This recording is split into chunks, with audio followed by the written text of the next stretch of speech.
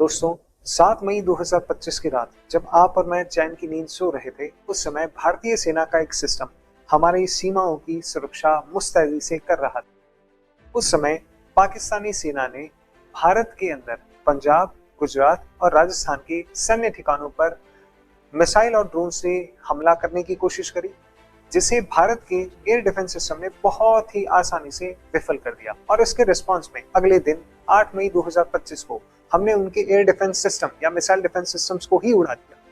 चलिए बात करते हैं, ये मिसाइल डिफेंस सिस्टम या एयर डिफेंस सिस्टम क्या होते हैं, ये कैसे काम करते हैं, भारत का एयर डिफेंस सिस्टम या मिसाइल डिफेंस सिस्टम कौन कौन से हैं और इन्हें कहाँ तैनात किया जाता है।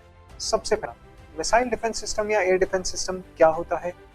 तो दुश्मन द्वारा जब हमारे ऊपर कोई हवाई हमला किया जाता है, जैसे ही दुश्मन ने कोई मिसाइल लॉन्च करी या कोई ड्रोन हमारी तरफ आ रहा है दुश्मन का, या दुश्मन का कोई लड़ाकू विमान या हेलीकॉप्टर हमारी सीमाओं में घुसपैठ करने की कोशिश कर रहा है, तो एयर डिफेंस सिस्टम या मिसाइल डिफेंस सिस्टम दुश्मन के इस हमले को डिटेक्ट करता है, उसे कंटिन्यूसली ट्रैक करता है और हमारी तरफ से फिर इंटरसेप्टर मिसाइल लॉन्च की जाती है जो जाके उससे टकराती है और उसे नष्ट कर देती है, ताकि वो अपने टारगेट को हिट ना कर पाए।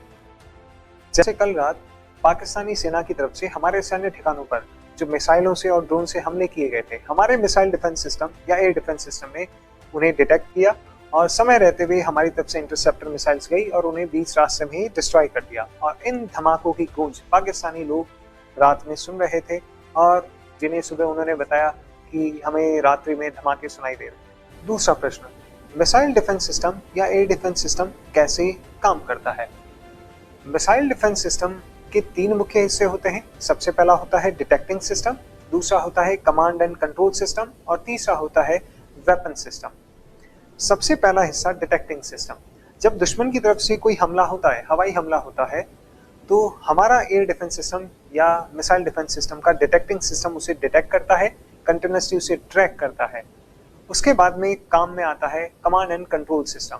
Command and control system air defence system का ब्रेन होता है, जो दुश्मन की तरफ से होने वाले हमले का पूरा थ्रेट एनालिसिस करता है और उसके बाद में टारगेट एंगेजमेंट के हिसाब से वेपन सिस्टम को निर्देश देता है। ये यह देखता है कि हमारे ऊपर कौन कौन सी डायरेक्शन से कितने हमले हुए हैं और उनके अंदर कौन हमारे सबसे नज़दीकी हमला कर रहा है या कौन सा हमारे सबसे इम्पोर्टेंट लोकेशन को टारगेट कर रहा है, और उस हिसाब से ये सारी कैलकुलेशन करके उसके रिस्पॉन्स में किस प्रकार से हमारी तरफ से टारगेट इंगेजमेंट किया जाना चाहिए, ये डायरेक्शन या निर्देश आगे देता है वेपन सिस्टम को। अब तीसरा मुख्य हिस्सा इसका वेपन सिस्टम।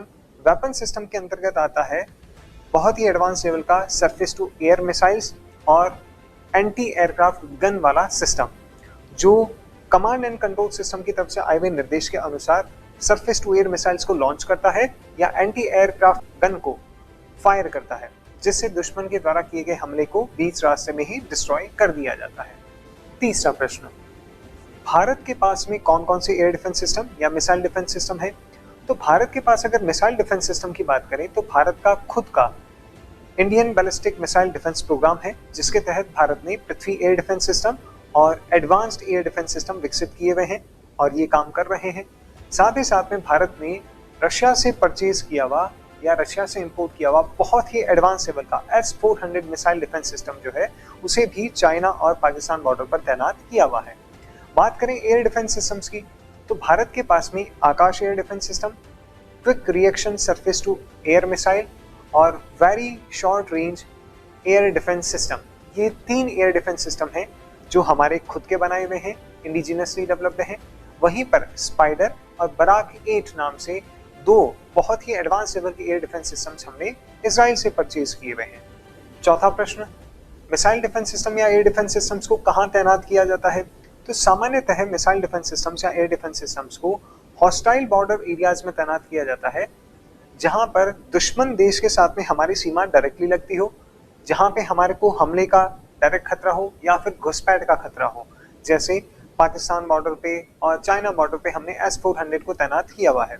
साथ ही साथ में एयर डिफेंस सिस्टम्स को स्ट्रेटेजिकली इंपॉर्टेंट जो लोकेशंस होती हैं, यानी कि सामरिक रूप से हमारे लिए जो इंपॉर्टेंट जगह हैं, वहां पर भी तैनात किया जाता है। जैसे हमारी आर्मी, एयरफोर्स या नेवी के जो बेस स्टेशंस होते हैं, या उनकी जो कम्युनिकेशन साइट्स होती हैं, संचार केंद्र होते हैं, साथ ही साथ में हमारे प्रशासनिक और आर्थिक दृष्टि से जो इम्पोर्टेंट शहर होते हैं, जैसे दिल्ली हो गया, मुंबई हो गया, साथ ही साथ इम्पोर्टेंट हमारे एयरपोर्ट्स हो गए, जैसे जोधपुर हो गया, दिल्ली हो गया, मुंबई हो गया, इनके आसपास भी एयर डिफेंस सिस्टम्स को तैनात किया जाता है ताकि दुश्मन के हमलों से इनको प्रोटेक्ट करके रखा जा सके।